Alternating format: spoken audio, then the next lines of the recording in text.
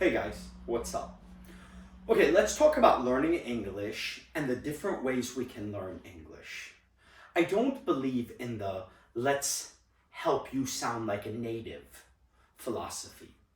What I do believe in is let's make you sound more natural. By that I mean natural as what an American English speaker would say. I say American English because that's the English that is natural, and I'm a native American English speaker. I also believe in storytelling. As the teacher tells the story, the student learns. So let's try something out. Today, I got up around 9 a.m. I had a cup of coffee, and then I decided to hit the gym. Let's stop there. I got up around 9 a.m. When you use around for time, it doesn't mean a round circle. It means somewhere around that time. Almost, maybe a little before, maybe a little after.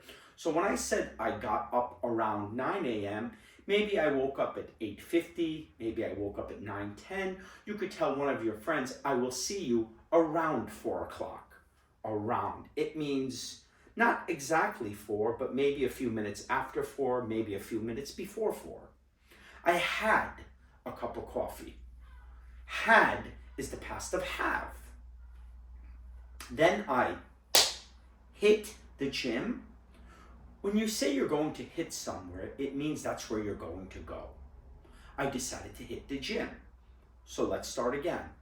I woke up around 9 a.m. I had a cup of coffee, and then I decided to hit the gym. Again, back to the word hit and how we're using it for a place we're going to go to. You can hit the gym.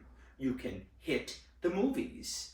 I'm going to hit the shower, which means I'm going to take a shower. I'm going to hit the movies tonight with my wife, which means my wife and I are going to see a movie tonight. So we understand that? Now let's keep going. After I hit the gym, I was headed back home, and my wife called me. She asked me if I could pick up a few things from the supermarket. As I was headed back home, you're either headed somewhere or you're headed back from that place. I can be headed to the gym.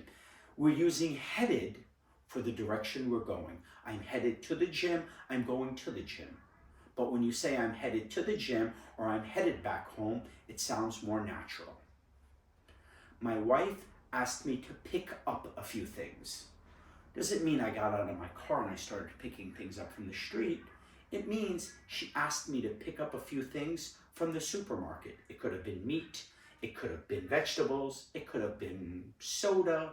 To pick a few things up means to buy a few things. Hey, tomorrow I'm going to hit the mall, and once I get to the mall, I'm going to pick up a few things. So what did we learn now? To pick up a few things means to buy a few things.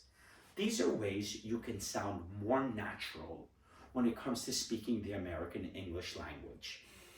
Another way that can help you is for you guys to sit somewhere where there's no noise and listen to my video. Yes, listen to my video. And as you're listening to my video, transcribe everything I'm saying. It's going to be very hard. That's called the shadow technique. Don't worry if my voice is going to go ahead. Keep writing, so you're transcribing it, right? Once you finish transcribing it, let's get to the shadow technique.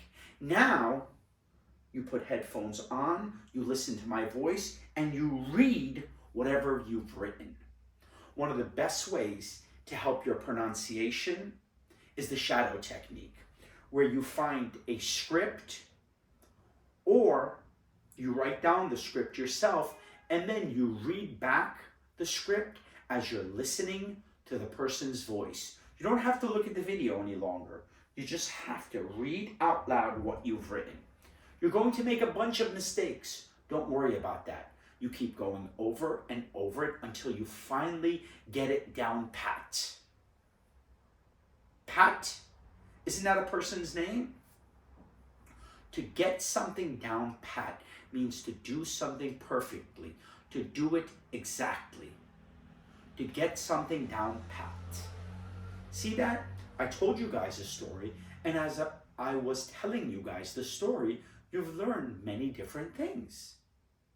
You've learned around, headed to, hit, get something down pat. Now you can try to make sentences with them.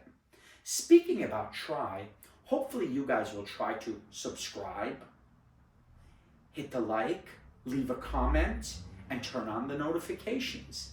Make sure you leave me a comment and tell me, what did you learn? And of course, I would like to hear some constructive criticism.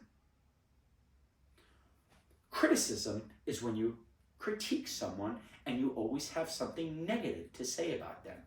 You know, the clothes you wear, they're just really ugly.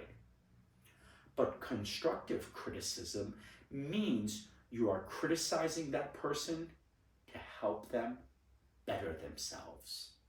So you can constructively criticize me and tell me, hey, maybe I'm speaking too fast. Maybe my video doesn't have enough light in it. These are all things that we can do to help each other.